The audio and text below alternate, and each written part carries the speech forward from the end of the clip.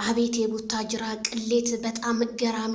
ብሩኬ ነፃ ወጣ ማለት ነው። ይቺ ልጅ ትናንትና አርግዣለሁ ብሩኬ ነው ያስረገዘኝ ብላ ስታለቅስና እንዲሁም ሀይሚ ሆስፒታል እስክትገባ ድረስ ያደረገቻት ቅሌት በአደባባይ ይላችኋል። ይሄ ነው ይሄ ወንድማችን ብሩኬ። እኔ እፈልግሃለሁ፣ ልጅቷ የእኔ ሚስት ናት፣ ከኔ ነው ያረገዘችው በማለት እንግዲህ ነገሮቹን እየተናገረ ይገኛል ማለት ነው። ታዲያ የማዳም ቅመሞች በቲክቶኩ ዛሬም እያለቀሱ ሲሆን ይሄ ልጅ ግን እስከ ዛሬ 3 4 5 ቀን ነገሮቹን አስቆጠረ። እንዴት ዝም ሊል ቻለ? በጣም የኔም ጥያቄ ነው።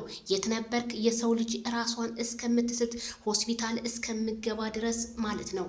ግን የሰው እንባ ግን የሀይሚ እንባና የማዳም ቅመሞች እንባቸው ጎርፍ ሆኖ ይውሰዳችሁ ነው የምለው ማለት ነው።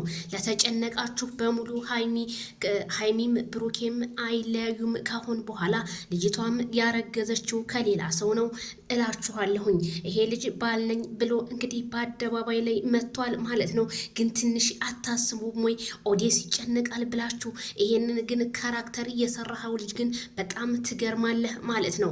መቼም የቡታጅራ ዩቱበሮች ከሰው ቀልብ ፈጣሪ ይጠብቃችሁ ነው የምለው። ይህንን ህዝቤን አስለቅሳችሁ ግን ምንድነው እናንተ የምትጠቀሙት? የመጣው ዶላርስ እንደው ለእናንተ ሰላማችሁን ይሰጣሉ ነው የምለው ማለት ነው። በጣም ገራሚ ነው ቤተሰቦቼ።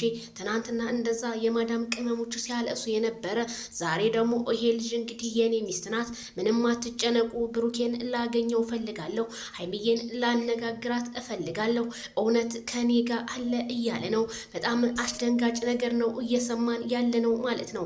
ሀይሚዬ ታዲያ ይሄን ቪዲዮ ስትሰሚው ምን ይሰማሽ ነው እኔም የምለው ማለት ነው። ቤተሰብዬ ይሄ ቪዲዮ ለሀይሚ ድረሳት ላይክ ሸር በማድረግ ማለት ነው።